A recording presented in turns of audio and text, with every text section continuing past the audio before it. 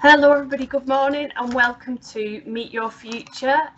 We really hope you enjoyed today's session and we're really excited for you to learn a little bit more about the NHS. So Chloe and her team are here and they've got a great presentation with lots of information about different jobs within the NHS and different aspects about that. So they'll be sharing that in a moment and I'll let Chloe introduce her team shortly. Just to say thank you for joining us, and also if you do have any questions at all during the event, there is the Q&A box, so you can get your teacher to type in any question at any point in the Q&A box, and then we'll make sure that we get those questions answered for you. Just for teachers and parents and carers, there is a feedback link in the Q&A box as well. We'd love for you to complete that at the end if that's okay, because that helps us make sure that we're constantly improving what we do here at the Bridge. Another thing just to highlight for you as well is I have put in the link in the Q&A box as well for the GMAT website, which has a whole wealth of information about different careers that you can explore and have a look at. So you can ask your teachers if they can show you that link as well. So I'm going to hand over now to Chloe, who's going to introduce the team, and she's going to explain a little bit more about today's session. Thank you very much, Diane. So hello everyone and welcome to this session today. My name is Chloe and I am from the Greater Manchester Health and Social Care Careers Hub. So we work with the NHS across Greater Manchester to ensure that you all know about the different opportunities that are available to you and how you can be supported through your career within the NHS. So what we're going to do today is a few different activities or talks during this session. So you guys will learn a lot about the different things that are available to you and know what the NHS, what opportunities are available within the NHS. So we are currently having an intro, as you can see on the screen, from myself and Diane from GMCA. We are then going to move on to a bit of information around supported internships that are available within the NHS, and we'll hear from Rebecca and David, who's going to talk us through some of those, so you guys can see what options are available to you if you wanted to start working for the NHS after you have finished school or college. And you can see a little bit more about how we can support you in those roles. We're then going to do a little activity where you can have a chance to have a chat in your classrooms and discuss some of the options that are available. And then we're going to have a chat with Gabby, who's going to talk to us a little bit about her experiences within the NHS and their role in the North West Ambulance Service. So that's what we're going to do today. I hope it's going to be very interesting for you, and I hope you'll learn a lot about the opportunities that are available to you within the NHS. As Diane said, there is a Q&A box, so if anyone has any questions or if anyone would like us to repeat anything or give you any further information, then you can just let us know via that Q&A.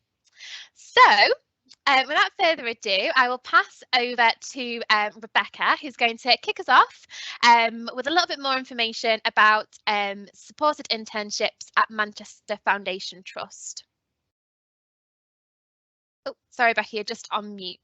Oh, there we go, unmuted. Hi guys, I'm Rebecca Rimmer and I work on the supported internship at Wythenshawe Hospital. We do have quite a few hospital sites all over Manchester and Greater Manchester, which you can see on this slide. We have Trafford General, we have Oxford Road City Labs, which is the MRI. We have North Manchester and Wythenshawe. Excuse me. We also have Salford Royal as well. Next slide, please. So what we do is we get 3 good wholesome placements throughout the year. These can be different things, working with Sodexo, doing portering jobs. This can be working on the wards, working alongside a healthcare assistant. And also, as you can see on the right, we've got someone in food production. So there's lots of different varied placements, and how we kind of put them together is we job match with yourselves. So we'll find out a bit about you, find out what your hobbies, interests are, and we'll job match as best we can. So the placement that you do will always be something that you've chosen and that you have a great interest in. Next slide, please. Here we've got some more placements. So we've got a young lady in the middle there is working in healthcare records. We have again we have lots of different portering roles that can be taking files around the wards. We have a young man on the right who has just completed his placement with food production, who's just awaiting a job opportunity. Next slide, please. So this is Hamza's story. He's done excellent. He's been with us for 2 years now. We did a slightly extended due to COVID. When Hamza started, he was very shy, quiet. You know, he rarely spoke. Over time, he gained lots of confidence and experience. He did linen porter roles, which he learnt great navigation skills. Before this, Hamza always was getting lost around the hospital, which is quite easily done. But this really helped him with his navigation skills. He did a placement with food production in Sodexo, where you can see him there on the right, doing his canteen, where he's picking and packing food and labelling them. He really enjoyed this role because he got to work in a team, and that's another thing that he really wanted to you know, learn new skills was his social skills, as he really lacked social skills. So working in this team of people in this placement really brought him on loads, and we can see the change in him over the last year is amazing. Next slide, please.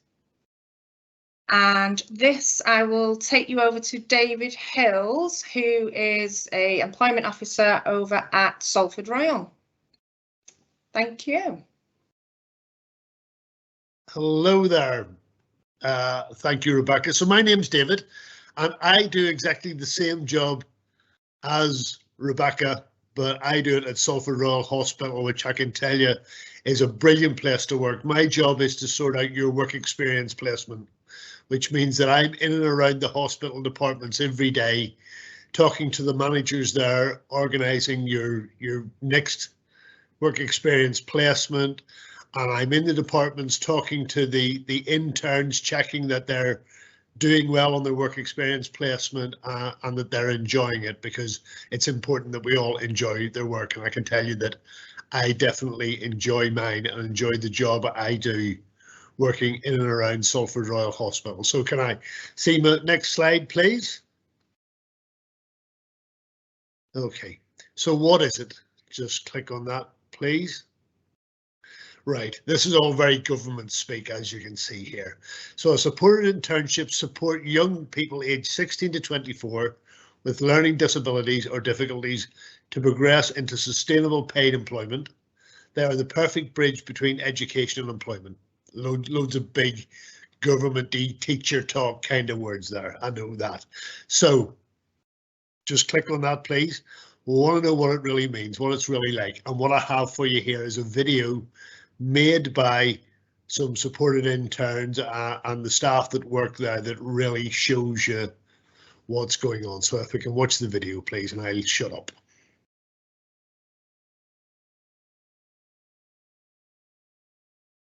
I don't have any volume. Can we get some volume, please?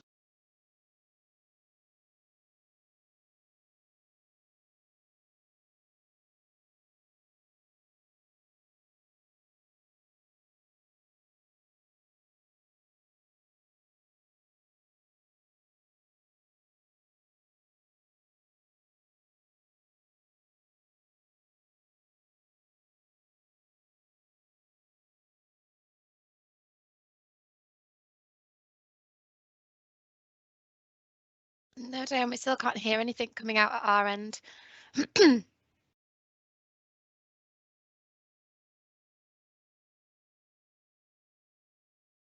Still no sound there? No, there's no sound for us. I'll just try one more time.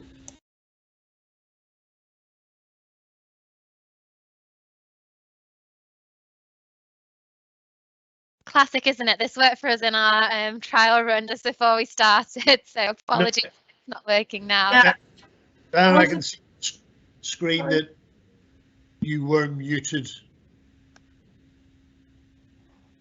Okay. We do things like making a CV, doing a covering letter, interview skills, but also we've covered other things like mindful. I'll just go back so we can start again. Sorry about that. And I'm the tutor on the course. This year's internship has been an absolute pleasure. The students are so amazing. They work so hard. Every one of them has got excellent timekeeping, excellent attendance, a really good work ethic. That's shown in the classroom in the work that they do in class and the work placements as well. Who's heard of this before? Covering letter. Has anybody heard of that before? Ben? What do you know about that? It's like an alternative to a CV. It isn't an alternative, but yeah, you're definitely on the right lines. So you would still send your CV, but you would also send a letter with your application. So this year we're running an Open Awards Level 1 qualification. So in this qualification, we do things like making a CV, doing a covering letter, interview skills, but also we've covered other things like mindfulness, how to manage anger and aggression, looking at how we adapt to change, because that's some of the things we've noticed in the past, that some interns really struggle with the change from college or school and going into work. So that's been really important this year. So it's been a really good qualification for them to do this year, and they've all excelled in everything.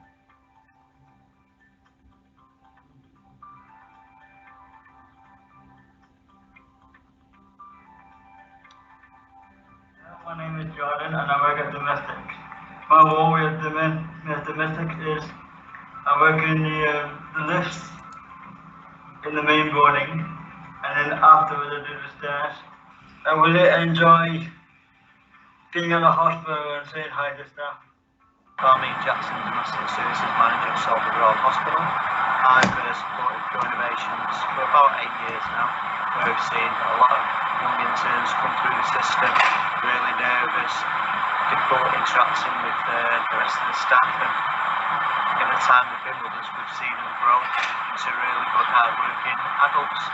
We've been lucky enough to supply these interns with various roles throughout the site, and it's been a real success story. Currently have 3 interns within domestic services, all 3 are working hard, and we're always looking to progress and find current roles for them and support them as best we can. My name is Mike and I work in theatre stores. I work in level 1, which is downstairs, and level 3, which is upstairs. My manager for level 1 is Julie, and my manager for level 3 is Joe. I like my managers because they're nice and polite. What I like about my job is if I get stuck, they can help me understand what to do, and I speak to people that I don't know. And what are your hopes for the future? My hopes for the future are to get a paid job in the hospital. I'm Elaine Hughes and I'm the Theatre Procurement Manager. Mike has been with us now for the last approximately 12 weeks. We've seen a vast difference in him. He was very shy, didn't sort of talk to you very easily when he started. Now we do get conversation out of him and he is working up his own initiative. We are really pleased with his progress and hope that the future looks rosy for him. My name is Ben Concar. I work in decontamination, cleaning the endoscopy scopes, and I basically just check for the tests, do a cleaning procedure, and take it into following room. So what do you like most about the job? What I like most about the job is probably I think I find the cleaning process quite therapeutic somehow. And I also like dealing with people as well. I also take the scopes to different wards, so as it actually does open the boxes. And check the dates instruments, making sure they're gathered in time. If there's any scopes that are timed out, because they have 3 hours time to make partaking that. And some dirty ones I also take back as well.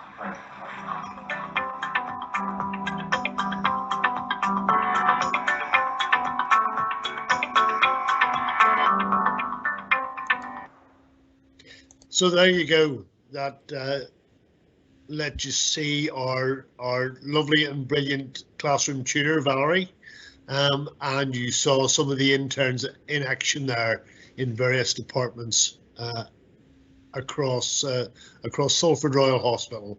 So if we can go to the next slide, it's about how you go about applying to come onto a supported internship program.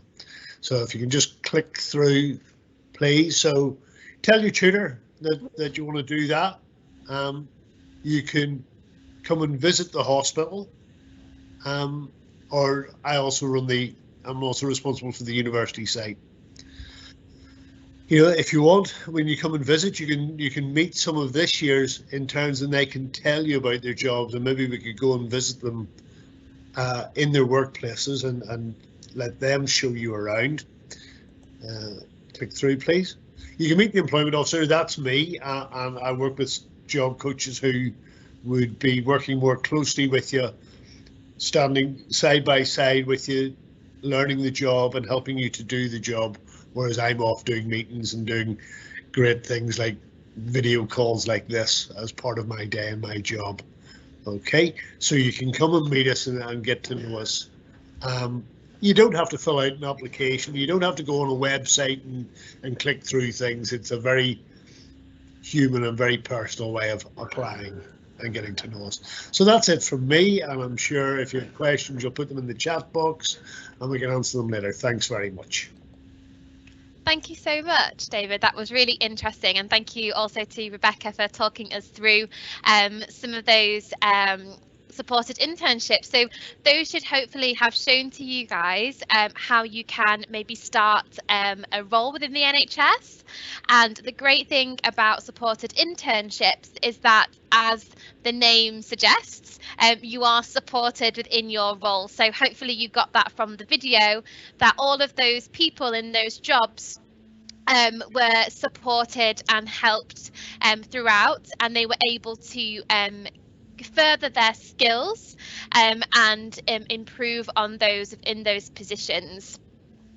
Now, when we were looking at the videos and when Rebecca and David were talking, there was lots of different jobs mentioned. So we heard about portering, we heard about people working in food, we heard about people working, there was a young man working on the lifts and in estates and facilities. So we heard about a lot of different types of jobs that you may be able to do within the NHS. And the great thing about the NHS is there's lots of different roles available. So in the NHS, there are over 350 different types of jobs that are available. So that's lots of different types of roles that you guys can do. And what I'd like you to think about now, and I'm going to give you some time, maybe around 15 minutes, to talk in your classroom and have a little discussion together to see if you can think about what the different types of jobs might be. So on the screen right now, there are some things to prompt you. So you can see there's a picture of somebody on a computer. So you may want to think about things that you might do in the background. So, you know, people working on reception, helping look after patients' information, answering phones. Those are some examples. You've also got some pictures there of two people who look like they've been doing some cleaning. So you may want to think about who looks after the hospital building as well.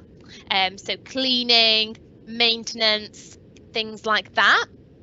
And then we've also got on there a lovely little picture of an ambulance and some people supporting someone. So then you also have all of the what we call clinical side, which is all the people looking after the patients. So hopefully that gives you a bit of an idea of some of the different jobs. So I'm going to give you around 15 minutes to think about what the different types of job might be, and to have a chat within your classroom around what you guys think you might do within the NHS. During this time, if anyone has any questions, please do pop them into the chat box, and we can answer those once we get back. Okay, so yeah, I'll give you time to do that now, and I will let you know when it's time to wrap up.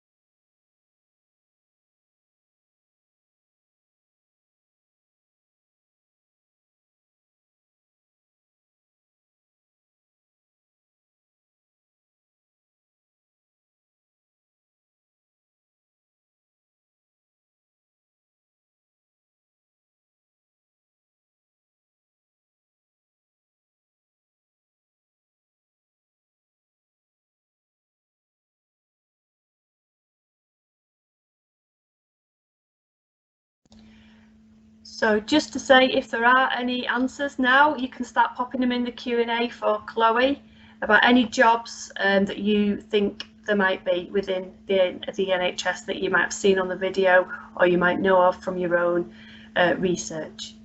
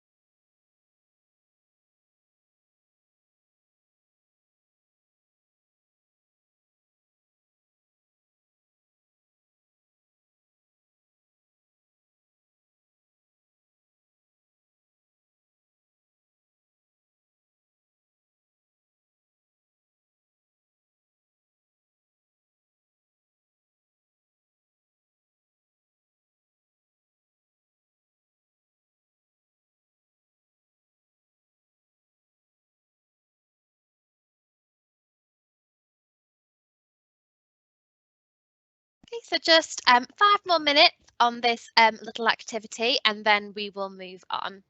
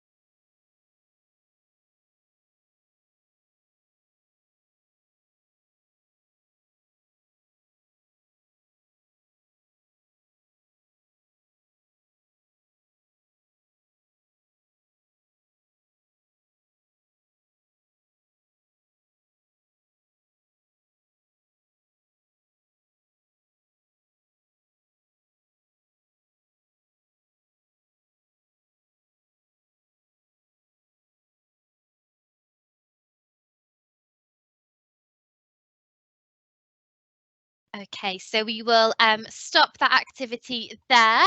So if you can wrap up your conversation in the classroom, that would be fantastic. So if I was with you now in the classroom, we'd be having a bit more of a conversation around this. But as I am not, I will just have a little talk through. So I hope that you have started those conversations, and I hope that you're maybe thinking a little bit outside of the box. So when it comes to the NHS. Because usually when we think of the NHS, we think of just doctors and nurses. And I hope through our conversation so far today, you have learned that the NHS is a lot more than just doctors and nurses. And there are lots of different people working in those roles. And all of these roles are so important.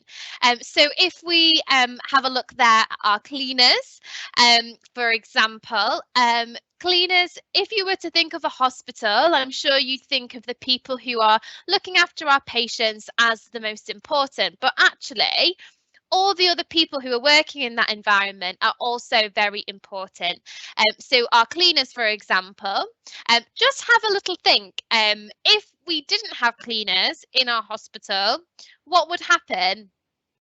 We've learned with COVID that things need to be clean, they need to be sanitised and safe. And if they're not clean and sanitised, then they're not safe and infections can spread. So the cleaners are actually very important. Also, if people, if there's a spill on a corridor, that can create a hazard. So someone may fall over or get injured. And so, again, it's really important that there are people there who can help with that. Similarly, when we're looking at patients, we're wanting to look after them, make sure that they're safe and that they're well. We also need to make sure that we have all of their records so that we know who this person is, what may be kind of wrong with them, what medication they're on, what treatment they've had in the past. And it's really important that those records are up to date and are filed and kept safely and correctly. So again, people working behind the scenes on that are very important. So I hope that through this conversation, you started to think about those other people, and I hope you're starting to think about some of the jobs that you might be able to do within the NHS and within our hospitals. For you to watch after the session in the Q&A box, there are some little video clips that you can watch on YouTube, where you can also meet some of our other interns who will give you a bit more of their story and tell you a little bit more about what it's like to work at the hospitals. But now we do have a real life person here to talk to us who does work within the NHS. So what we're going to do now is we're going to hear from Gabby and hear more about their role. And if you've got any questions for Gabby or for Rebecca or David or myself about anything we've discussed today, please do let us know. But what we're going to do now is I'm going to pass you over to Gabby, who's going to talk a little bit about their role and themselves, how they maybe got to this position, and we can ask them some questions. So yeah, I'll pass it over to you, Gabby, if that's okay. Hi, morning, Chloe. Hi, good morning, everyone. As Chloe said, my name's Gabby Dickinson. My pronouns are she, her, and I am an EMT with North West Ambulance Service. I have gone through the apprentice programme to become an EMT, which is probably slightly strange as I've just turned 40. It seems like a strange time to start doing an apprenticeship, but I have got ADHD and I'm also dyslexic. So my career path has been not such a straight line, but more of kind of lots of wiggly circles and coming back and finding myself. My career that has been a real journey, and each of the different things I've done along the way have really shaped me and helped me become a really good EMT. I've worked on boats in the Caribbean for 10 years. I taught swimming. I was a chef. I was a nanny. Before I worked here, I did lots of other things, and they've all just taught me lots of different bits of skills and how to manage my ADHD, as well as how to learn and study and be good at my job. Since I've been with NWAS, North West Ambulance Service, I do have a clinical role, so that means I am front line. I drive the ambulance, I look after patients, and I write reports about my patients, and I do all those things. But I've also got a job in the background, which is helping the Disability Network make sure that people who have got dyslexia or ADHD or other difficulties know that potentially a clinical role is an option for them. I've been really well supported by North West Ambulance Service to make sure that they get the best of me every day I'm at work. I'm given extra time for any exams that I have to do. I'm given a tutor that I have to have is told that I'm going to have far more questions than anyone else probably has ever had, that they help educate. And I'm also been asked to help mentor other people who have joined North West Ambulance Service and who have ADHD. So I feel like it helps me in my role, as well as the fact that it's opened other doors for me in my role. I feel that having ADHD means that I can understand from my patient's side of their experience how hard it is to have a real struggle with their mental health. And so I can often empathise with them that I've had a really difficult time. I can help them because we are often very empathetic to people anyway. And also people with ADHD, our brains work so much faster than other people's. So sometimes I have to slow down and wait for my colleagues to catch up with me who haven't got this magic ability to think with so many browsers open in their head. They just have one browser open in their head, but I'm able to juggle all this information and be really fast, which often leaves people in my wake, but I have to slow down and let them catch up a bit. That's perfect. Thank you, Gabby. And just wondering if you can explain a little bit more. You said that you were an EMT. Just wondering if you can explain a little bit more about, firstly, what that stands for and what you actually do day to day. So my job is an EMT, which is an emergency medical technician. It says it on my shoulders. I think you can see that. I basically, to be completely blunt about it, my job is exactly what you think my job is. It's what you see people doing on the telly who work for the ambulance service. I drive a regular, normal ambulance that you see day to day. I drive that on blue lights and I drive that without blue lights. I usually work alongside a paramedic, so that's somebody who has a degree in paramedic science, and I have a diploma in ambulance practitioner. So I'm working towards my degree and hope to be a paramedic soon at some point. But day to day, my job involves getting to work in the morning, checking my ambulance has got all the things that it needs on it, and lots of spares of those as well, checking that great big box that we carry around with us that that checks people's heart rate, check that that works, check that that big bag that you see on telly, check that that's got all the right stuff in it, and do the boring stuff as well, like check our ambulance's tyres are good, check it's got fuel, check that the windscreen washer works, check that all the lights and the sirens work. You best not check the sirens in the garage, people get cross with you when you do that. But we do all that, and then we just pin loads of numbers and buttons into a screen, and then we just end up driving around the northwest. Some days we're seeing somebody who has got a nosebleed. The next job might be somebody who's incredibly poorly and we have to rush around and get them to a very specialist hospital. They might be having a stroke, for instance. We have to rule out all the little things that it could be instead of a stroke, because we have to learn about things like mimics, and we have to learn about things like differential diagnosis. So somebody who's got chest pain, they could be having a heart attack, but they could also have indigestion. So we've got to ask them the right questions to make sure we know where to take them, or we can just leave them at home and say, take a Rennie.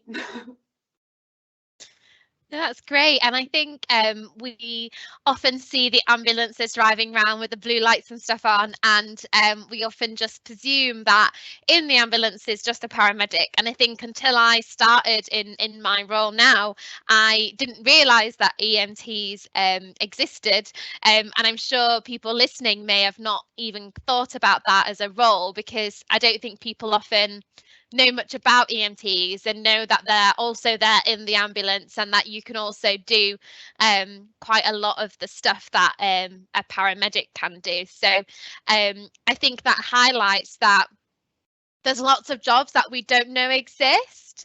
And then when you find it out, you're like, oh, that looks good. That looks like something I can do.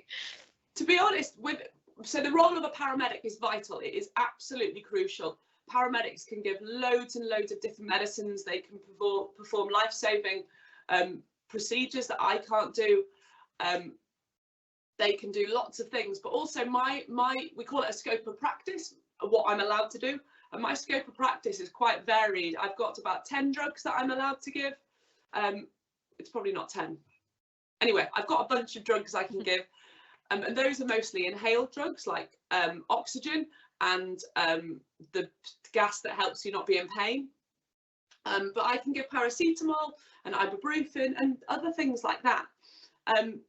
And the role of a paramedic is vital, and that is now done through university. But my role as an EMT, I've done that through an apprenticeship scheme with Northwest Ambulance Service, and that now counts as the first year of my degree if I go on to do my paramedic degree. So or you can stay as an EMT, and that's great. It's a very, very good role and a very, very good job where you can make a real difference. And the career path is guided towards becoming a paramedic, but it doesn't have to be that way either. You can stay as a tech. Yeah, that's great. And when you were in school, or I know you said that you've come to this quite later, I just wondered if this was ever on your radar, or was this ever something that you thought you would be doing, or has what kind of brought you to this role? So, oh, I wish I had done it earlier. I so wish I'd done it earlier. And I could have done it earlier. With the right support, I could have done it earlier. But I didn't. When we're talking about, for the guys that I'm presenting to today, we're probably talking about, when they think about me when I'm 40 now as a child, they probably think in black and white. They probably think it's black and white telly. It's so long ago. And when I was young, people didn't know about ADHD, and people certainly didn't know about ADHD in girls. I just thought there was something, I just couldn't get my head straight. I couldn't concentrate and I couldn't do things. But I think now, if I was 16-year-old Gabby at school, I would certainly want to do this career. And I did want to do it then. I just didn't have the confidence, and I didn't have the skills in myself to be able to manage an academic workload, to be able to manage my time, and the language to be confident to say, actually, I'm really going to struggle in this classroom because it's too noisy. Can I go in there and put my earphones on and get this essay done? Or actually, the reflection on that blackboard's really distracting. I can't cope. Can I sit somewhere else? Or actually, I'm dyslexic and I need some extra time for this exam. And to be fair, I was very well supported with dyslexia, but ADHD just wasn't known. I did definitely want to be in the ambulance service, and that's because my grandmother was in the ambulance service, and she did some very cool things in World War II. And I always wanted to follow in her footsteps, but just didn't have the skills to do it. But now NWAS are really good at supporting people with neurodiversity, and I'm going to make sure that they get even better at it too.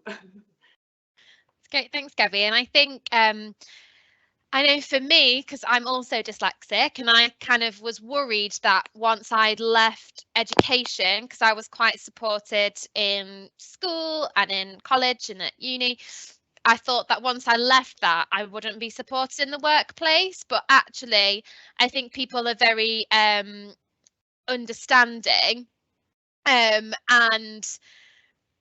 can support you in any way that you want. So for me, I often, if I've got a presentation that I've done, or if I've written something that's important, I will always send it to somebody else and say, can you just double check this? And people are quite happy to help. And I think I found anyway that people are very understanding of any additional support that you may need in your role. And it sounds as though you found that as well, Gabby, within your role at the moment. Yeah, for sure. And I think that we sometimes forget, don't we, that these people with neurodiversity, we go back out into the wild after school, don't we? And there's others of us out there as well. So, I will finish my patient report and I will say to my colleague, can you please read this? And half of the reason I'm asking them to read it is to check my spelling. And there is nobody on the road in the ambulance service who is not every day avoiding words to write because they can't spell them. And what I was really lucky with is during my education in Northwest Ambulance Service, I had an amazing tutor who broke down all of the words for us of how to understand, like tachy means fast, and brady means slow, and cardia means heart. So we know from that, and that she broke them all down for us, that we know that tachycardia means your heart's going fast, bradycardia means your heart's going slow. And then you can then take those words to other different bits of it. When you see cardia in something, you can go, okay, I definitely know that's about your heart. And also most of the words that we think are really intimidating and scary for medical terms are actually really easy. They're all phonetically spelt. So you just need to learn the code for them, and then you can spell anything. So it's very clever, really. But those are the tools that we will have been learnt with really good SEN teachers in school, of making us not panic and making us go, okay, I can work this out. And you know what? We've all got a phone in our pocket and we can all Google how to spell anything. And anybody who says they don't do that is a liar.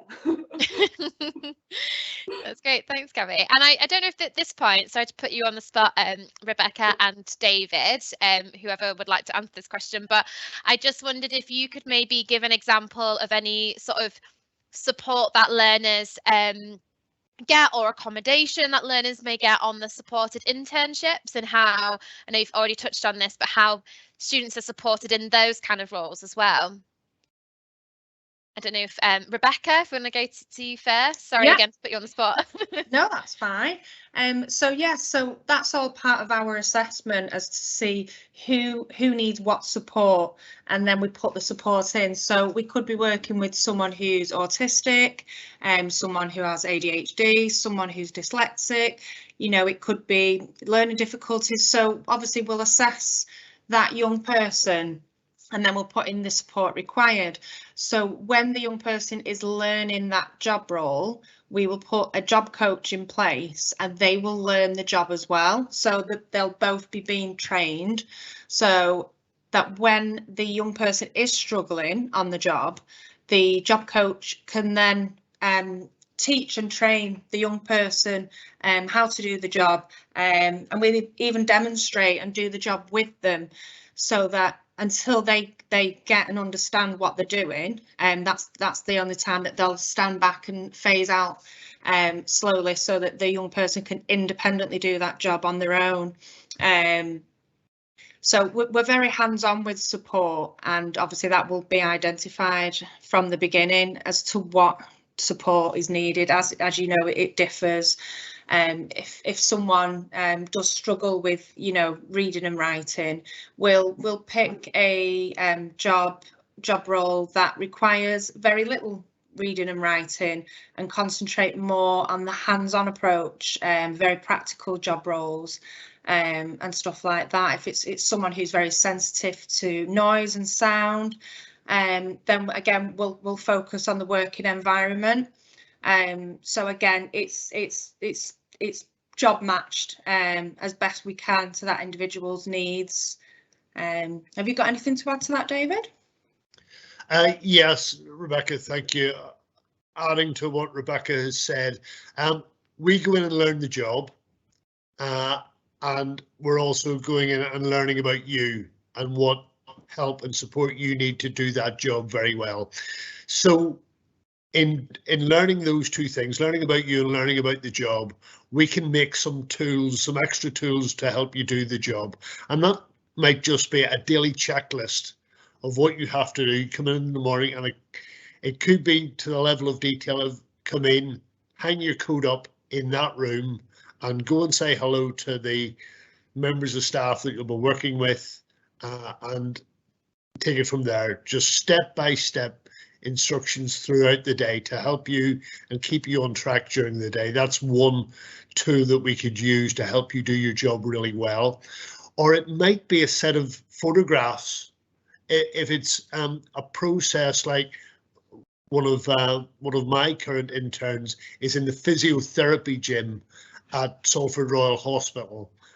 Who'd have thought that there'd be a gym and a swimming pool in a hospital, but I discovered that there is, to help people recover from falls and get their muscles back up to strength again, with the great team in there. And in keeping that gym tidy, a bit like your local gym or fitness centre, it has treadmills and bicycles and things like that.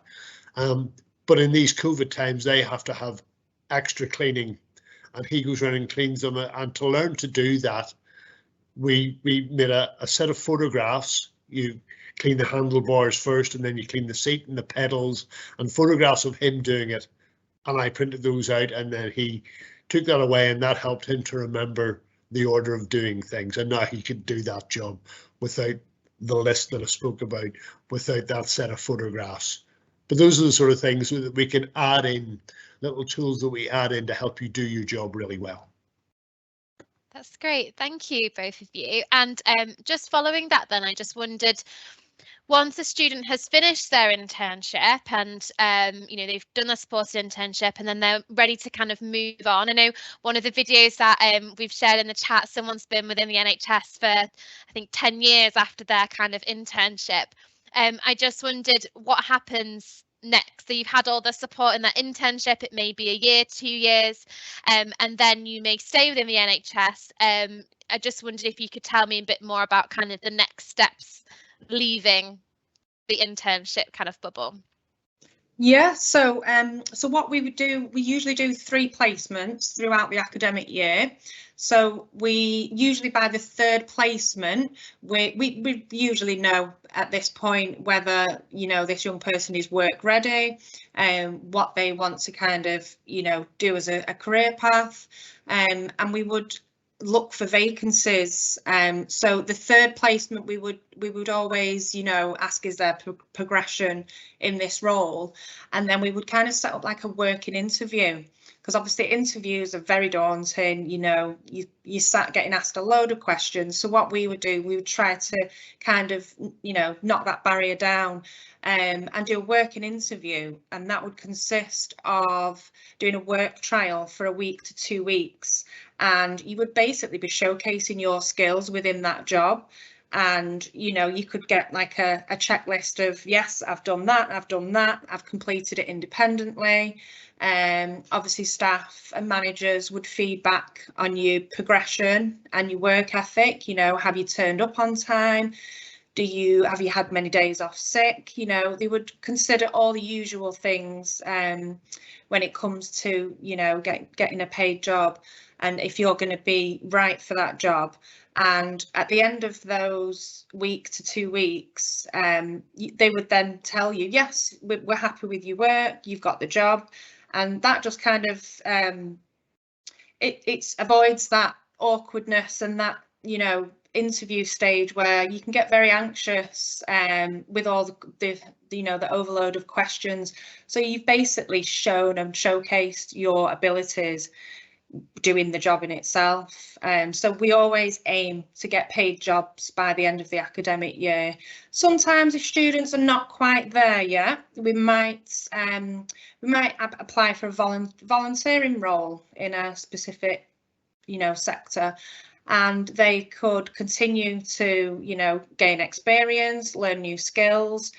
And then through volunteering, that also opens up a lot of doors as well, because you're still showcasing your skills and showing, you know, staff what you can do and what you're capable of. And you still can, you know, secure paid employment by the end of a volunteering role. Or it might be just that you want to stay doing a bit of volunteering, you know, just to stay actively doing something within the NHS. So there's lots of different options. You know, we would never force or pressure anyone into a paid job if they didn't feel they were ready, if they wanted to continue, you know, just kind of gaining the experience. But yeah, that is the overall kind of outcome.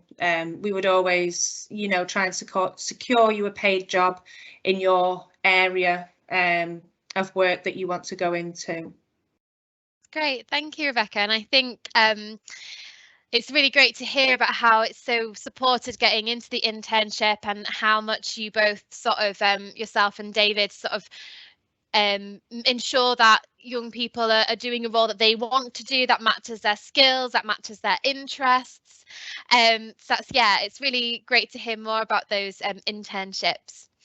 Just a little bit conscious of time, and the kind of final question that I just wanted to ask Gabby is a little bit, you mentioned as part of your role, you're also part of one of the staff networks who supports staff in the NHS who may have a form of disability or additional need. And I just wondered if you could explain a little bit more about how those networks support staff and what they are, basically.